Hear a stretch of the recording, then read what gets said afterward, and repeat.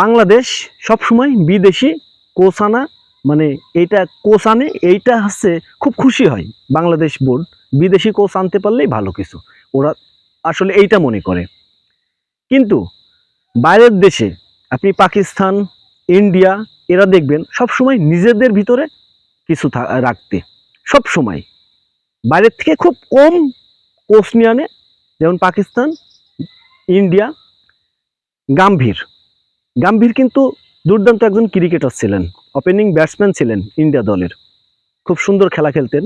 সে গাম্ভীর কিন্তু এখন ইন্ডিয়ার কোচ, মেন কোচের দায়িত্বই গাম্ভীর।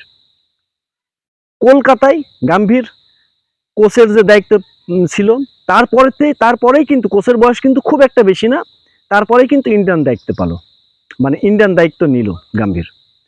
তো আমাদের বাংলাদেশের কথা বলি, বাংলাদেশে কিন্তু গাম্ভীর সেতু খুব ভালো মানের কোচ আছে। আমি মনে করি গাম্ভীর সেতু খুব অভিজ্ঞ, গাম্ভীর যাদের 20 বছর কোচের ক্যারিয়ার হয়ে গেছে, এরম কোচও আছে। কিন্তু বাংলাদেশের বোর্ড তাদের বিদেশি কোচ এতই ভালো লাগে, মানে সে পারুক বা না পারুক। একটা জিনিস হচ্ছে, যেমন ইন্ডিয়া, অস্ট্রেলিয়া, পাকিস্তান, আপনি সাউথ আফ্রিকা, এইসব দলে যারা 3 নাম্বার কোচ হওয়ারও যোগ্য না, এইসব দলে যারা 3 নাম্বার কোচ হওয়ারও যোগ্য না, তারা কিন্তু বাংলাদেশের মেন কোচ হয়ে আসে বিদেশিরা।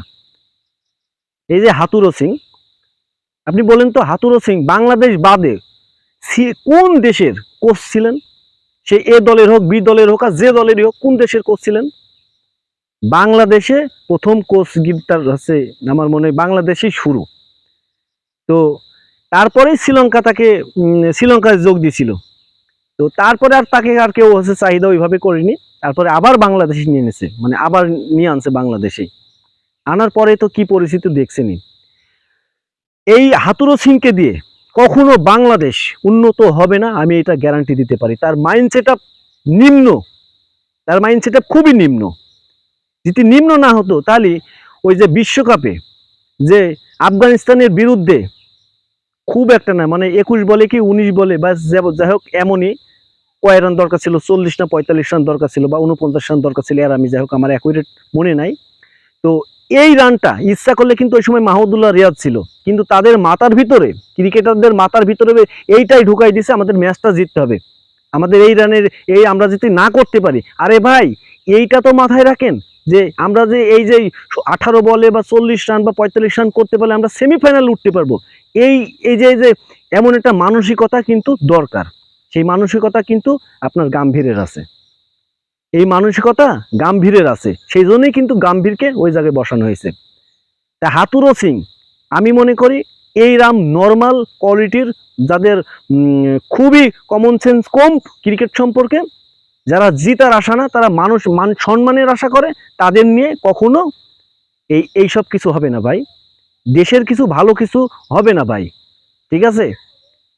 তো এই রকম কোচ অবশ্যই অবশ্যই বাদ দেওয়া উচিত। আমি মনে করি এইসব কোচ বাদ দেওয়া উচিত। আমাদের যেসব দেশি কোচ আছে, সালাউদ্দিন স্যার, উনি কিন্তু হাতুরো সিং এর চাইতে অনেক অনেক ভালো মানের কোচ, বা গাম্ভীরের চাইতে অনেক, আমি গাম্ভীরকে ছোট করছি না, কিন্তু গাম্ভীরের চাইতে তার সব দিক থেকে অনেক অনেক অভিজ্ঞতার দিক থেকে দেখলে আপনি মনে করবেন অনেক ভালো। 20 বছর তার ক্যারিয়ার কোচে, তারও বেশি। তো এইসব কোয়ালিটির যারা হাই লেভেলের কোচ আছে, মঈন আলী ইংল্যান্ডের ক্রিকেটার, উনি কিন্তু বাংলাদেশ বিপিএল খেলতে এসে বলছিল যে সেরা 10 জন বা 5 জনের ভিতরে কিন্তু এই আমাদের দেশি যে সালাউদ্দিন কোচ, সালাউদ্দিন কিন্তু ওর চোখে আছে। তার মানে ওর মতন একজন ক্রিকেটার চোখে যদি এইটা ধরা পড়ে, আপনার চোখ কোথায় আছে? বিসিবির চোখ কোথায় আছে? দেশি কোচ নিলে সমস্যা কি?